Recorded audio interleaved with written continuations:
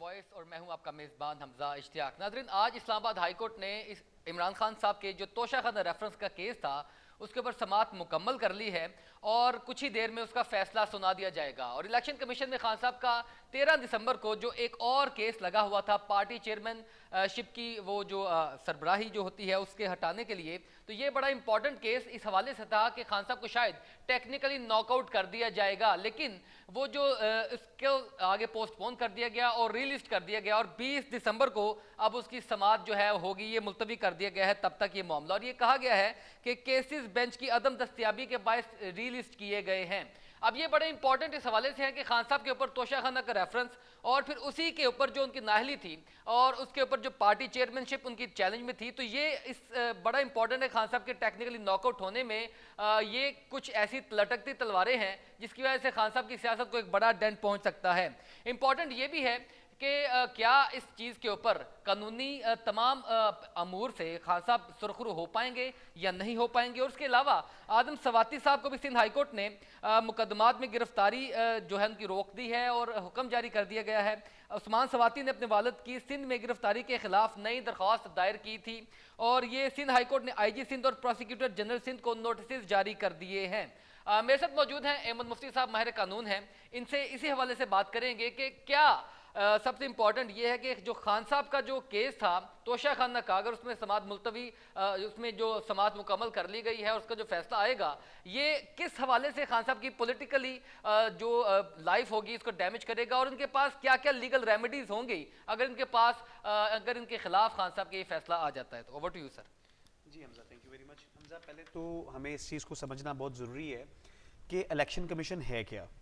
Election commission एक body है जो ऑटोनमस बॉडी है, जो इंडिपेंडेंट है, किसी इदारे के अंडर नहीं आती। लेकिन इसमें एक बहुत वाज़िया तौर पे बात की जाती है, वो ये है कि ये कोई कोर्ट नहीं है, ये कोई जजमेंट जो है वो नहीं दे सकती।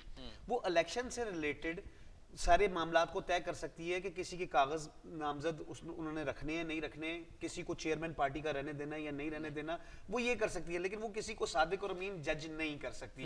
क्यों? ये कोई जुडिशरी नहीं, कोई जुडिशल इदारा नहीं है, ना ही वहां पे जो इलेक्शन कमीशन बैठे हैं वो कोई जज है, क्योंकि ये तमाम तर बातें जो हैं वो आफ्टर दी एविडेंस और उन चीजों को देखे किसी जज ने फैसला करना है। इलेक्शन कमीशन के पास ये इख्तियार नहीं है।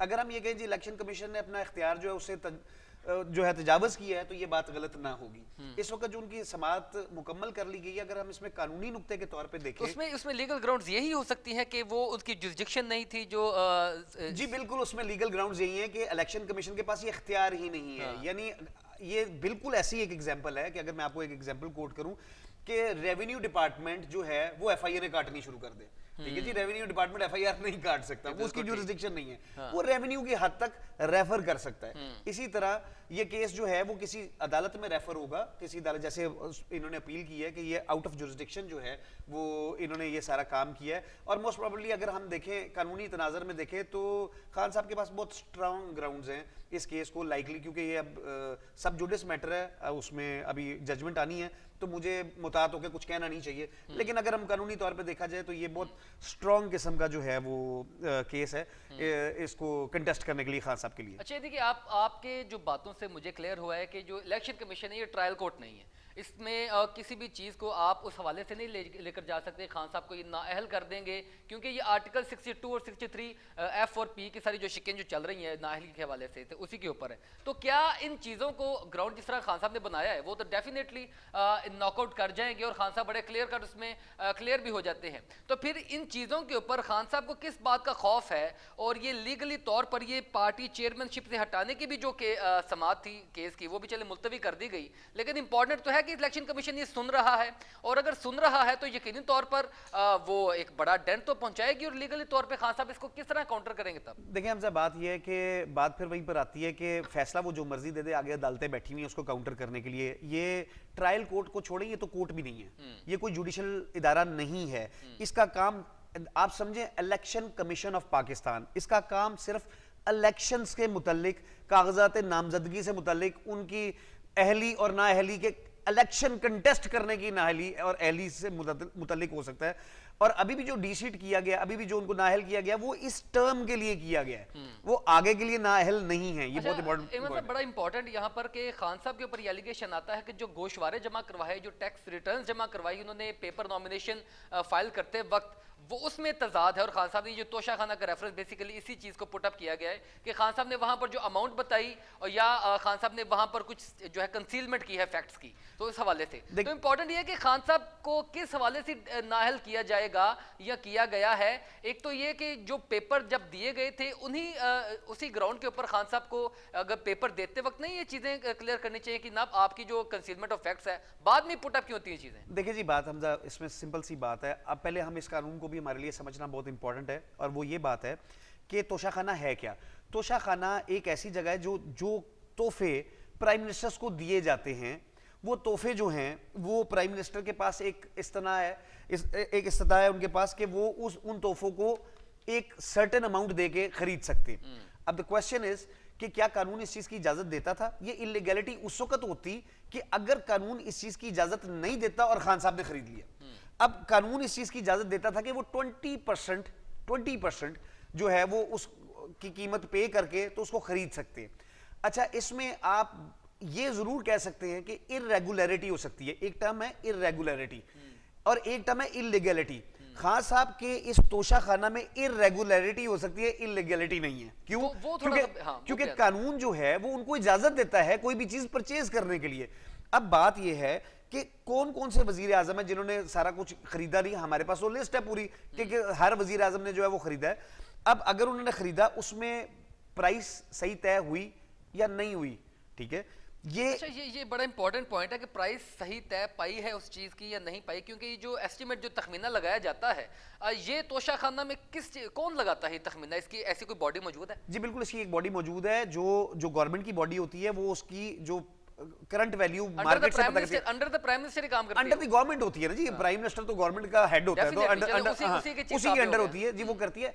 अच्छा, अगर आप कहते हैं कि इसकी प्राइस ठीक नहीं लगाई गई तो this is called irregularity, this is not illegality. अब बात यह है कि खान साहब ने अब पिछले दिनों एक जुमला बोला, जी मेरी घड़ी थी मैं बेच सकता हूं। वो ठीक कह रहे हैं, वो घड़ी उनकी खरीदी हुई है अकॉर्डिंग टू द लॉ, वो उसको बेच सकते थे, ठीक है। अब आप इसमें क्वेश्चन उठाएंगे जिसकी कीमत ये नहीं थी ये थी, तो उसको रीवैल्यूएट कर लें और रीवैल्यूएट करके कह दीजिए अच्छा जी ये रीवैल्यूएशन है, खान साहब ये पे कर दें। और अगर उसमें पैसों में तजाद है तो उनको फाइन कर दें, उनको यानी फाइन ना करें, उनको बोले जी बाकी पेमेंट जमा करा दें। अगर आप समझते हैं कि इसको दोबारा आपने रीवैल्यूएट करना है, तो इसमें कोई ऐसे इलीगल इकदाम नहीं था खान साहब का जिसके ऊपर आप कहेंगे जी वो उन्होंने, अगर वो डिक्लेयर ना करते कि मैंने नहीं खरीदी तो तब हम कहते हैं कि जी ये इलीगैलिटी या कानून उनको इस चीज की इजाजत ना देता। मैं इसमें एक और पॉइंट आपको बता देता हूं जो लीगल पॉइंट है। 2019 में खान साहब ने इसकी जो कीमत थी वो ये कर दी कि तोशाखाना से जो भी गिफ्ट लेगा वो 50% पे करेगा। और अब इसमें बात आती है खान साहब ने तो 20% पे किया, जो कीमत वो बता रहे हैं उसका भी। अब इसमें एक कानून ये है कि 2017 में जब ये घड़ी जमा कराई गई, 2018 में जब ये घड़ी जमा कराई गई, तो ये घड़ी जो थी ये अकॉर्डिंग टू दैट लॉ जमा हुई थी और उसी लॉ से इसने निकलना था। ये अगर वो 20% के लॉ से जमा हुई तो वो निकलेगी भी 20% के लॉ से। नहीं, अगर आज की डेट में वो घड़ी निकलवाई जाती तो वो 20% के लॉ से निकलती। यही बात मैं आपको बताना चाह रहा हूं कि क्योंकि ये अंडर दैट लॉ सबमिट हुई थी, ठीक है, तो इसलिए ये 20% के लॉ के अंडर सबमिट हुई थी, 20% के लॉ के अंडर ही ये बाहर आएगी। अब 2019 के बाद जो भी चीज सबमिट होगी वो 50% के लॉ के अंडर बाहर आएगी। अच्छा। तो ये इसी तरह और बहुत सारी इसमें बहुत सारी जो चीजें हैं जो पुराने प्राइम मिनिस्टर्स हैं उनके मुतालिक भी सारी यही बात है कि जो अमेंडमेंट इस पे इफेक्ट नहीं करती और खान साहब ने जो 20% अमाउंट सबमिट करवाई है वो दैट इज क्लियर। लेकिन इसमें एक चीज इंपॉर्टेंट है ना कि खान साहब ने जो रिटर्न्स में जमा करवाई थी चीजें, जो अपनी अमाउंट जमा करवाई, तो खान साहब के ऊपर तो ये भी एलिगेशन है कि वहां पर उन्होंने चले वो आपने बताया कि रीवैल्यूएशन हो जाएगी या वो एक बड़ी मिस्टेकनली वो चीजों को लिया गई, अमाउंट जो बताई गई वो नहीं थी। लेकिन फिर भी खान साहब ने वहां पर तो कुछ ना कुछ इरेगुलरिटी की है ना जिसकी वजह से इलेक्शन कमीशन एक्टिव होता है। देखिए फिर वही पे बात आती है, इरेगुलरिटी डजंट मीन इलीगैलिटी। वो लीगल नहीं है। इरेगुलरिटी को आप ठीक कर सकते हैं, जो क्राइम है, जो जुर्म है, वो इलीगल काम करने को हम क्राइम और जुर्म कहते हैं। इर्रेगुलर काम Irregularity में को हम किसी क्राइम किस्म की कोई मौजूद नहीं है, कोई सजा, कोई इस तरह की नहीं। चीजें। इरेगुलरिटी में आप उसको ठीक कर सकते हैं, आप उसको अमेंड कर सकते हैं, आप उसको जैसे मैंने अभी आपको बताया कि अगर आपको ये लगता है कि उसकी प्राइस ये नहीं थी, उसको रीवैल्यूएट और कर अगर इंटेंशनली ऐसी चीजें की गई हो तो देखिए, ये इसका जो ओनस है वो खान साहब के ऊपर नहीं जाएगा, वो उन ऑफिसर्स के ऊपर जाएगा जो अंडर ड्यूटी बाउंड थे, जिन्होंने इसको वैल्यूएट करना था। तो उसका जो ओनस है वो खान साहब के ऊपर नहीं जा सकता। इसकी सजा उन लोगों को मिल सकती है, लेकिन ये भी एक बहस है। वो कहेंगे जी हमने तो चेक किया था, उस वक्त यही थी, ठीक है। तो ये इसको आप क्रॉस चेक कर नहीं सकते, लेकिन अगर आप करना भी चाहते हैं या किसी को सजा भी देना चाहते हैं, तो ये वो अफसर है जो ड्यूटी बाउंड था इसकी जो है वो तखमीना लगाने के लिए। इसका क्योंकि ये उन्होंने लगाना था, खान साहब ने तखमीना नहीं लगाना था, तो आप उनका बर्डन उन पे नहीं डाल सकते। अच्छा अहमद साहब, बड़ा इंपॉर्टेंट है कि अगर जो इस्लामाबाद हाई कोर्ट है उसने आज सारे केस की समाअत की है, अगर वो उस इलेक्शन कमीशन के फैसले को नल एंड वॉइड करार नहीं देती तो फिर तो पार्टी चेयरमैनशिप से हटा सकती है ना इलेक्शन कमीशन। नहीं, अभी अभी अभी ये जो केस जिसमें ये अपील में गए, ये पार्टी चेयरमैनशिप के लिए तो नहीं गए। पार्टी चेयरमैनशिप का जो केस है वो तो उनके पास इलेक्शन कमीशन ने रीलिस्ट कर दिया है, नहीं, वो तो उसका अभी फैसला नहीं हुआ। ग्राउंड तो वही है ना, ग्राउंड तो वही है ना। अभी उसका फैसला नहीं हुआ। अभी तो वो गए तोशाखाना में, जो उनको डी सीट किया गया है, ठीक है, वो उस केस उसकी अपील में गए हुए हैं, और वो भी इस टर्म के लिए किया है। अगर आप उस जजमेंट को पढ़ें, उस जजमेंट के मुताबिक वो इस टर्म के लिए हुए हैं, वो अगली टर्म के लिए अभी भी अहल है। अगली टर्म के लिए वो दोबारा कागज नामजदगी जमा कराएंगे, उसमें इलेक्शन कमीशन देखेगा। यही मेरा क्वेश्चन था कि पार्टी चेयरमैनशिप से हटाने के लिए ताहयात नाअहली जरूरी है या फॉर द टाइमिंग जो नाअहली हुई है खान साहब नहीं, की नहीं, वो ताहयात नाअहली होगी तो पार्टी चेयरमैनशिप से हट सकते हैं। अदरवाइज वो एक टर्म के लिए नाअहल हुए, अगले टर्म में वो फिर अहल है, तो वो दोबारा अब अगले टर्म के लिए वो कागज नामजदगी जमा करवाएंगे। उसमें ये डिसाइड होगा कि उनके ये कागज एक्सेप्टेबल है, यानी वहां पे इलेक्शन कमीशन अपना रोल प्ले कर सकता है कि वो उनको एक्सेप्ट करे या किसी वैलिड ग्राउंड के ऊपर रिजेक्ट करे। अच्छा, ये एक और चीज बड़ी यहाँ पे इंपॉर्टेंट है, क्योंकि ये कुछ सीन सारी जो पिक्चर सामने आ रही है वो इसी तरह की है कि सुप्रीम कोर्ट में भी बहस चल रही है आर्टिकल 62 और 63 ए और एफ को लेकर। बात यह है कि वो तो ताहयात नाअहली की थी, और हमारे जो साबिक चीफ जस्टिस ऑफ पाकिस्तान थे लतीफ खोसा साहब, आसिफ सईद खोसा साहब, वो तो बड़ा क्लियर कट कह चुके हैं कि काला कानून है ताहयात नाअहली वाला। तो आप क्या समझते हैं, आपकी अपनी ओपिनियन इस चीज के ऊपर क्या है कि वो वहां पर सुप्रीम कोर्ट में ऑलरेडी ये बहस चल रही है इस चीजों को लेकर, तो ये कहीं खान साहब या नवाज शरीफ के लिए, अगर खान साहब को पकड़ा जाता है या खान साहब को इस चीज की पनिश की जाती है, तो क्या नवाज शरीफ के लिए भी एक लेवल प्लेइंग फील्ड तैयार हो सकती है उसी सारे जुमरे में लाकर? जी देखिए, बात पता क्या है, इस वक्त हमजा जो हमारा मुल्क है वो किसी भी मजीद लड़ाई का मुतहम्मिल नहीं हो सकता। ये सारे इदारों को ये बात समझ भी आ गई है और सबको समझ भी आ गई है। अब इन्होंने कोई रास्ता निकालना है। वैसे तो जिसको कहते हैं कि जी लॉ ऑफ नेसेसिटी इस मुल्क में हमेशा प्रिवेल किया है, और शायद इस लॉ ऑफ नेसेसिटी ने इस कानून का सारा बेड़ा गर्क किया है। मैं ये समझता हूँ कि जी कानून के मुताबिक अगर कानूनी तौर पर खान साहब नाहल होते हैं तो उनको नाहल करना चाहिए, अगर कानून के मुताबिक होते हैं, और अगर कानून के मुताबिक नहीं होते, कोई भी रिजल्ट आता है तो उनको जुडिशरी को। हेमंत साहब, यहीं से गुफ्तगू का सिलसिला दोबारा जारी रखेंगे। यहाँ पर आपको ताज़ा तरीन खबर से अपडेट करते चलें कि आजम सवाती के मुतनाज़ ट्वीट्स के हवाले से केस को मुलतवी कर दिया गया है कल तक, और उसका फैसला जो है ये कल सुनाया जाएगा। सिंध हाई कोर्ट ने आजम सवाती के मुकदमात में गिरफ्तारी रोकने के लिए भी इसमें समाअत हुई, और इसके जो बेटे हैं इनके उस्मान सवाती साहब, उन्होंने अपने वालिद की सिंध में गिरफ्तारी के हवाले से उनके खिलाफ एक नई दरख्वास्त भी दायर की थी। अहमद मुफ्ती साहब हमारे साथ मौजूद हैं। सर, आप क्या समझते हैं, एक तो बड़ा इंपॉर्टेंट है क्योंकि अभी तक पब्लिक इस चीज़ में बड़ा जो है इसमें क्योस है और पब्लिक को क्लियर नहीं है कि एक मुतनाज़ ट्वीट्स क्या होती हैं, और मुतनाज़ ट्वीट्स के ऊपर आप किसी सेनेटर को या किसी इस तरह की पर्सनैलिटी को उठा लेते हैं, उनको गिरफ्तार कर लेते हैं, अंडर व्हाट लॉ? देखिए हमजा, इसमें सबसे बड़ी बात तो ये है कि आपने सबसे पहले ये देखना है कि लॉ किस चीज़ की इजाज़त देता है और किस चीज़ की इजाज़त नहीं देता। अगर कोई चीज़ मुतनाज़ा है या अगेंस्ट दी लॉ है तो आपके पास रेमेडी है कि आप उसकी एफआईआर कराएं, आप उसको जो है वो थाने में लेके जाएं, ये आपकी रेमेडी, लॉ आपको ये इजाजत देता है। लेकिन एक चीज, जो चीज तय कर चुकी है सुप्रीम कोर्ट अपने केस सुगरा बीबी वाले केस में, और उसमें ये मुहर लगा चुकी है कि एक वकूए की एक ही एफआईआर होगी, दूसरी नहीं होगी। दूसरी और इसके पीछे लॉ का एक बहुत बड़ा फलसफा है कि एक जुर्म की एक सजा हो सकती है, एक जुर्म की 10 सजाएं नहीं हो सकती। तो मुझे ये बात समझ नहीं आती कि अगर ये चीज सेटल्ड है तो ये एफआईआर, ये 36 एफआईआर जो हैं ये होती कैसे हैं, और इनमें इतनी जुर्रत कैसे है कि इतनी एफआईआर करें कि ये देखें ना, इससे कानून की जो गिरफ्त है या कोर्ट्स की वैल्यू जो है वो भी एट स्टेक लग जाती है। आप देखें, जो बलोचिस्तान के जज थे उन्होंने बड़े वाजे तौर पे अपना स्टांस लेते हुए कहा था कि सारी एफआईआर खारिज करें।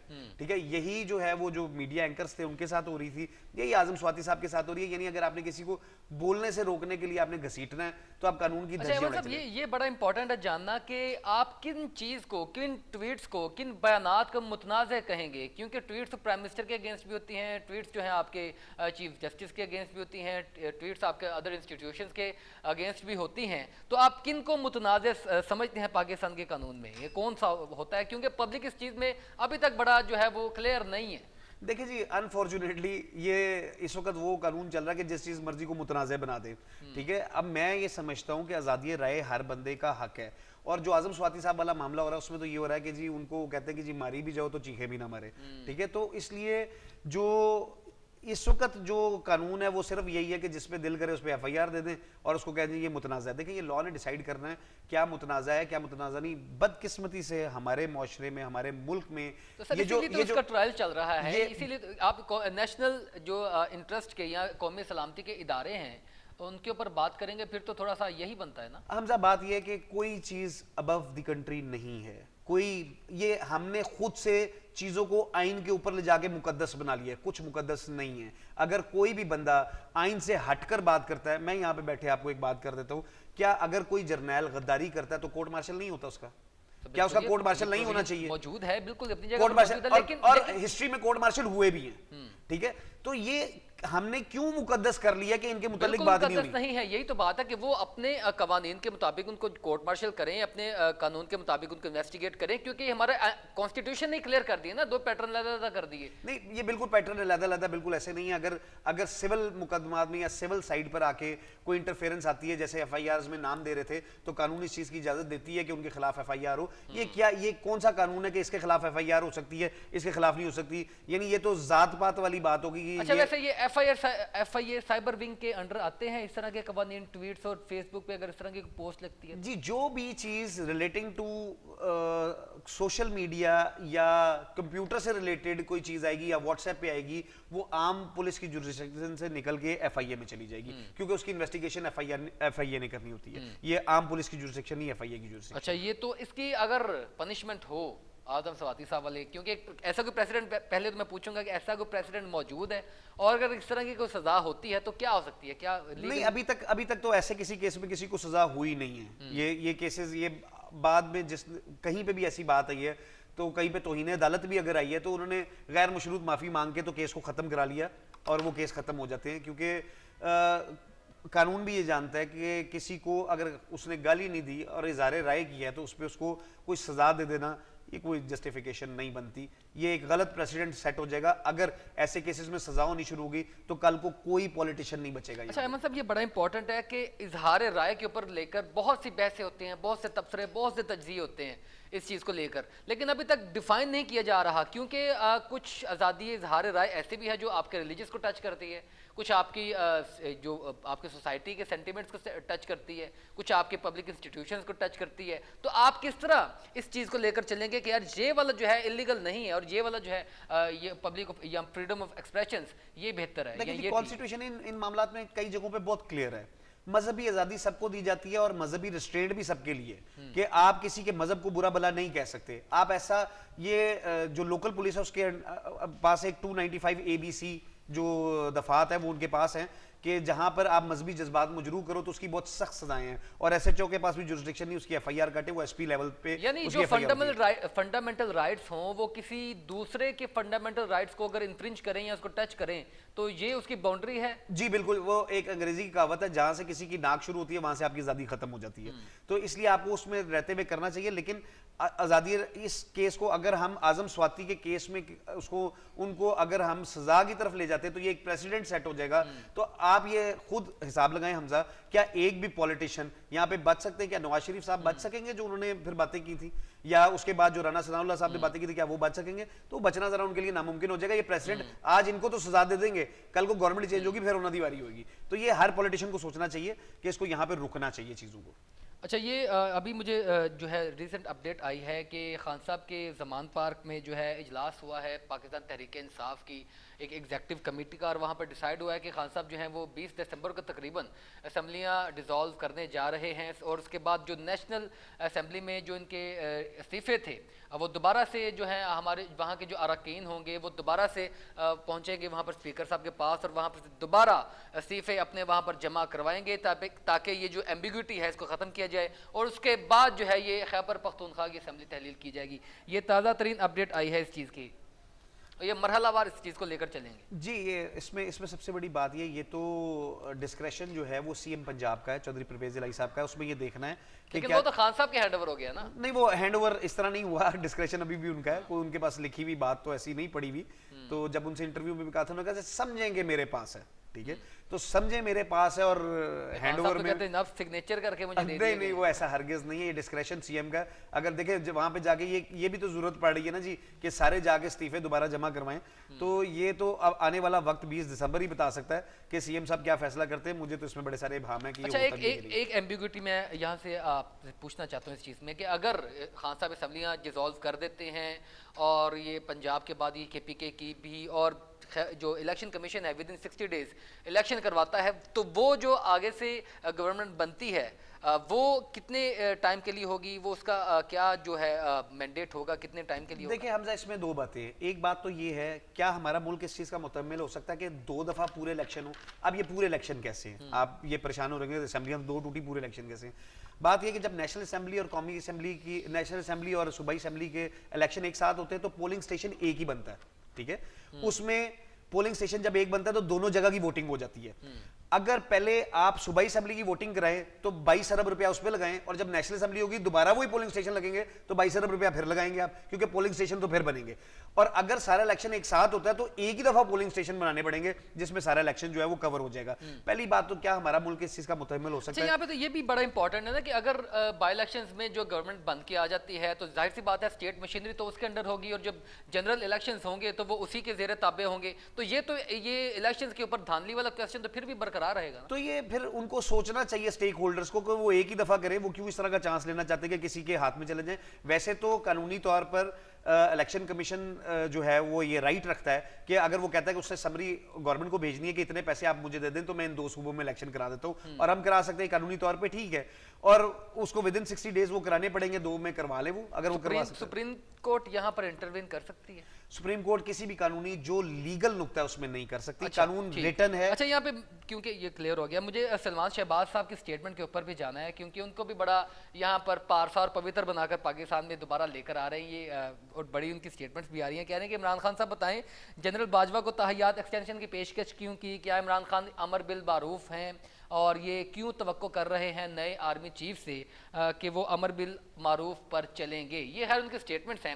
लेकिन अहमद साहब, ये मैं जानना चाह रहा हूँ कि इनके ऊपर जो मनी लॉन्ड्रिंग के केसेस थे और इनके ऊपर जो करप्शन के, मनी लॉन्ड्रिंग के केसेस, इस तरह की सारी चीज़ें चल रही थी, और ये बड़ा इंपॉर्टेंट है कि आपने जो है वो डोमेन इस्तेमाल की अपने वालिद मोहतरम साहब की जब प्राइम मिनिस्टर थे, और आपने मनी लॉन्ड्रिंग की, और अब जो है दोबारा आपके चचा की गवर्नमेंट आई है तो आपको वो वहाँ से रिलीफ मिलना शुरू हो गया है। यही अदालतें जो आपके ऊपर फर्द जुर्म आयद करने वाली थी, इन्हीं अदालतों ने आपको रिलीफ देना और आपकी जमानत भी जो है वो मंजूर कर ली गई है आपके आने से पहले। तो ये कौन से ऐसे सुकम मौजूद हैं, कौन से लकूनास मौजूद हैं कि लोग जो है ये फ्री हो जाते हैं, रिलीफ मिल जाता है? देखिए जी, ये बड़े बड़े टेक्निकल तरीके से ये सारा मामला जो है वो किया गया है। पहले कानून को बदला गया है, नैब के सारे कानूनों को तब्दील किया गया है, और फिर नैब की जुरिसडिक्शन से चीज़ों को निकाला गया है, उसके बाद ये जमानतें हुई हैं। यानी अगर मैं इसको अपनी जबान में बोलूं तो ये कानूनी तौर पे सब कुछ बिल्कुल ठीक हो रहा है। उसकी रीजन ये कि वो कानूनी खत्म कर दिए गए, वो कानूनी तब्दील कर दिए। लेकिन ये अगर कवानीन खत्म कर दिए गए, नैब को खत्म किया गया, तो क्या करप्शन भी खत्म होगी? करप्शन तो किसी और बॉडी के नीचे, किसी और इंस्टीट्यूशन